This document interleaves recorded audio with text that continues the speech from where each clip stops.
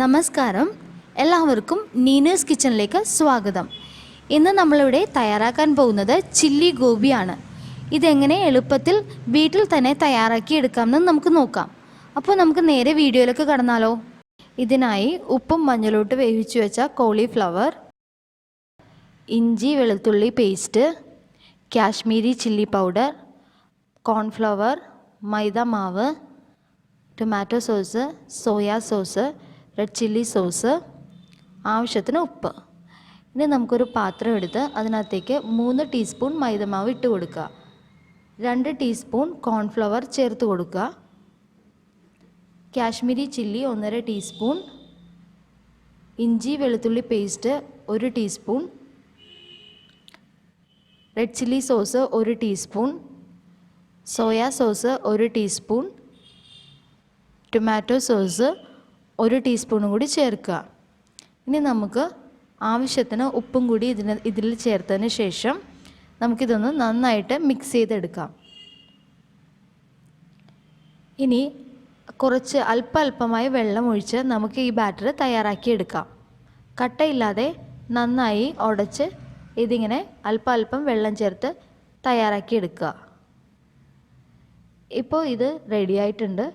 ഈ ഒരു പാകത്തിലാണ്, അതായത് ഒരുപാട് ലൂസായിട്ടല്ല നമുക്ക് ഈ ബാറ്റർ തയ്യാറാക്കേണ്ടത്. ഈ ഒരു പാകത്തിന് തയ്യാറാക്കി എടുക്കുക.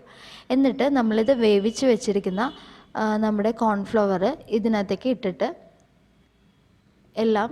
എല്ലാ ഭാഗത്തേക്കും എത്തുന്ന രീതിയിലേക്ക് നന്നായിട്ട് ഇതൊന്ന് പുരട്ടിയെടുക്കുക. ഒരുപാട് ലൂസായി പോയി കഴിഞ്ഞാൽ നമ്മൾക്ക് ഈ കോൺഫ്ലവറിൽ ഈ ബാറ്റർ പിടിച്ചിരിക്കത്തില്ല. അതുകൊണ്ടാണ് നമ്മൾ ഈ ഒരു കൺസിസ്റ്റൻസിയിൽ തന്നെ നമ്മുടെ ബാറ്റർ റെഡിയാക്കി എടുക്കുന്നത്. നന്നായിട്ട് പുരട്ടി എടുക്കുക. ഇപ്പോൾ ഇത് നന്നായിട്ട് പുരട്ടി എടുത്തിട്ടുണ്ട് നമ്മൾ. ഇനി ഇത് നമ്മൾ ഏകദേശം ഒരു അരമണിക്കൂർ ഫ്രിഡ്ജിൽ റെസ്റ്റ് ചെയ്യാൻ വെക്കുക. ആ സമയത്ത് നമുക്ക് ഗ്രേവിക്കുള്ള സവാള ഒന്ന് കട്ട് ചെയ്തെന്ന് കാണിക്കാം. ഇതിങ്ങനെ 4ആയിട്ട് കട്ട് ചെയ്തെടുക്കുക ഒരു സവാള. അതിനുശേഷം അതിനെ 2ആക്കി കട്ട് ചെയ്യുക. ഇനി നമ്മൾ ഈ സവാള ഒരു പീസ് എടുത്തിട്ട് ഇതിലേക്ക് കണ്ടില്ലേ, ഇങ്ങനെ ഓരോരോ പീസായിട്ട് നമ്മൾ അടത്തിയെടുക്കുക. ഇങ്ങനെയാണ് നമ്മൾ ചില്ലി ഗോപിക്കോ ചില്ലി ചിക്കനൊക്കെ സവാള കട്ട് ചെയ്തെടുക്കുന്നത്. എന്നിട്ട് ഇത് നമ്മളൊരു സൈഡിലേക്ക് മാറ്റി വയ്ക്കാം. ഇനി നമുക്ക് ഗ്രീൻ ചില്ലി എങ്ങനെയാണ് കട്ട് ചെയ്യുന്നതെന്ന് നോക്കാം. ഞാനിവിടെ നീളത്തിലാണ് കട്ട് ചെയ്തെടുക്കുന്നത്. കാരണം മിക്കവാറും നമ്മൾ റെസ്റ്റോറൻറ്റ്സിലൊക്കെ പോകുമ്പോൾ ഇങ്ങനെ നീളത്തിൽ കിടക്കുന്ന കാണാൻ നല്ല രസമാണ്. അപ്പോൾ അതുകൊണ്ട് ഞാൻ മിക്കവാറും ഡിഷസ് ഉണ്ടാക്കുമ്പോൾ ഇങ്ങനെയാണ് കട്ട് ചെയ്തെടുക്കുന്നത്. ഇനി അത് മാറ്റി വയ്ക്കുക. ഇപ്പോഴേക്കും നമ്മുടെ എണ്ണ ചൂടായിട്ടുണ്ട്. അരമണിക്കൂർ കഴിഞ്ഞ് നമ്മൾ എടുത്ത് വെച്ച നമ്മുടെ കോളിഫ്ലവർ അത് നമ്മൾക്ക് ഡയറക്റ്റായിട്ട് ഈ എണ്ണയിലേക്ക് ഓരോരോ പീസായിട്ട് നമുക്ക് ഇട്ട് കൊടുക്കാം. ഒരുമിച്ച് എല്ലാം കൂടി ഇടരുത്. ഇട്ട് കഴിഞ്ഞാൽ എന്ന് വെച്ചാൽ മൈദമാവും കോൺഫ്ലവറൊക്കെ ഉള്ളതുകൊണ്ട് അത് പരസ്പരം ഒട്ടിപ്പിടിക്കാൻ സാധ്യതയുണ്ട്. അപ്പോൾ അതുകൊണ്ട് ഏകദേശം നമ്മളിങ്ങനെ ഓരോന്നോരോന്ന് വിട്ടായിട്ട് ഇതുപോലെ സ്പൂൺ വെച്ച് നമ്മൾ നിരത്തി കൊടുക്കുക. ഇനി ഇത് ഒരു ബ്രൗൺ റെഡിഷ് നിറമാവുന്നത് വരെ നമ്മളിത് ഒരു ഭാഗം ഫ്രൈ ചെയ്തെടുക്കണം. കണ്ടില്ലേ, നമ്മളിപ്പോൾ ഇത് ഒരു മീഡിയം ഫ്ലെയിമിലിട്ട് മാത്രം ഫ്രൈ ചെയ്തെടുത്താൽ മതി. കാരണം ഒരുപാട് ലോ ഫ്ലെയിമിലിട്ട് ചെയ്യേണ്ട. നമ്മൾ ഓൾറെഡി ഒരു ഹാഫ് കുക്ക് ചെയ്ത കോൺഫ്ലവറാണ് നമ്മൾ ഫ്രൈ ചെയ്യുന്നത്. അപ്പോൾ അതുകൊണ്ട് കുക്കാവേണ്ട ആവശ്യമില്ല ഒരുപാട്. അപ്പോൾ ഏകദേശം ഒരു മീഡിയം ഫ്ലെയിമിലിട്ടിട്ട് നമ്മളിങ്ങനെ ഫ്രൈ ചെയ്തെടുക്കുക 2 ഭാഗവും. ഇനി നമുക്ക് തിരിച്ചെല്ലാം ഇട്ടിട്ടുണ്ട്. ആ ഭാഗം കൂടി ഫ്രൈ ചെയ്യാൻ വെയിറ്റ് ചെയ്യാം. ഇപ്പോൾ 2 ഭാഗവും നമുക്ക് ഫ്രൈ ആയി കിട്ടിയിട്ടുണ്ട്.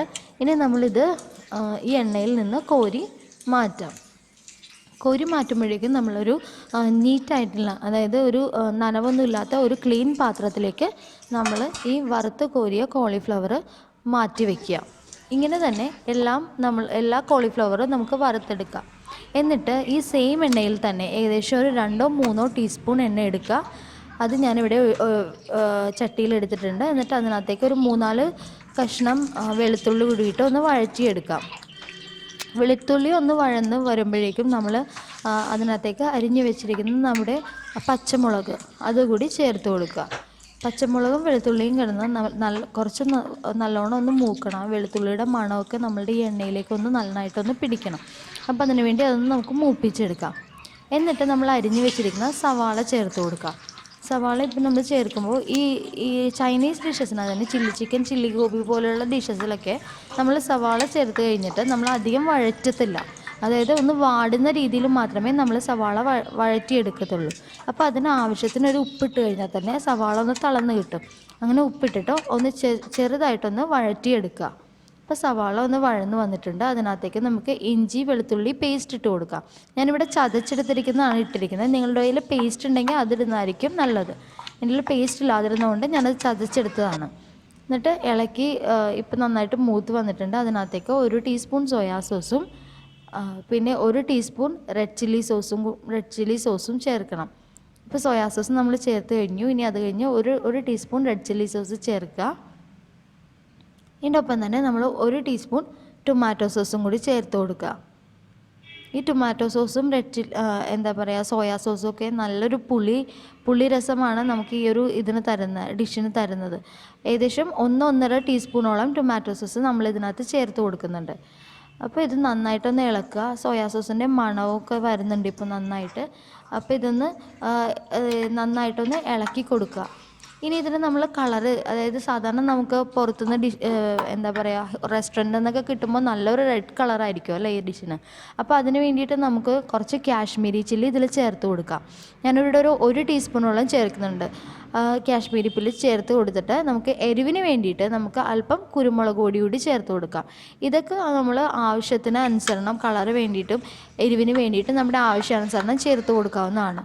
ഇത് നന്നായിട്ടൊന്ന് സോട്ട് ചെയ്തതിന് ശേഷം നമുക്ക് ഇതിനകത്തേക്ക് നമ്മുടെ ക്യാപ്സിക്കം ചേർത്ത് കൊടുക്കാം. ക്യാപ്സിക്കം നമ്മൾ നേരത്തെ ചേർക്കരുത്, കാരണം എല്ലാം കൂടി കിടന്ന് വെന്ത് പോവും ക്യാപ്സിക്കം.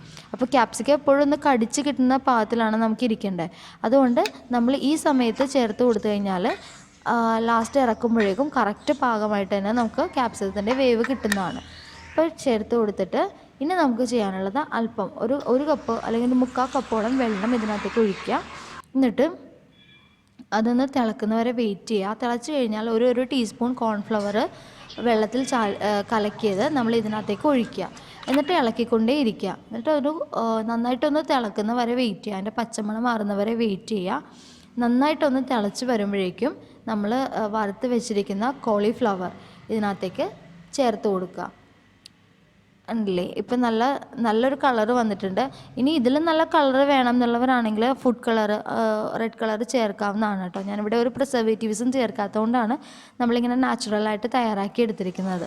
അപ്പോൾ ഇത് നന്നായിട്ടൊന്ന് തിളക്കാൻ വെയിറ്റ് ചെയ്യുക. കോൺഫ്ലവർ ഇട്ടതുകൊണ്ട് തന്നെ അതൊന്ന് കുറുകി വരും. അപ്പോൾ വെയിറ്റ് ചെയ്യുക. നമ്മുടെ കറി ഇവിടെ റെഡിയായി കഴിഞ്ഞു. ഇത് വളരെ സിമ്പിളാണ് ഉണ്ടാക്കാനായിട്ട്. ഇനി നമുക്കിത് ജസ്റ്റ് ഒന്ന് പാത്രത്തിലേക്ക് സെർവ് ചെയ്താൽ മാത്രം മതി. അപ്പോൾ നമുക്കിത് കറി സെർവ് ചെയ്യാം.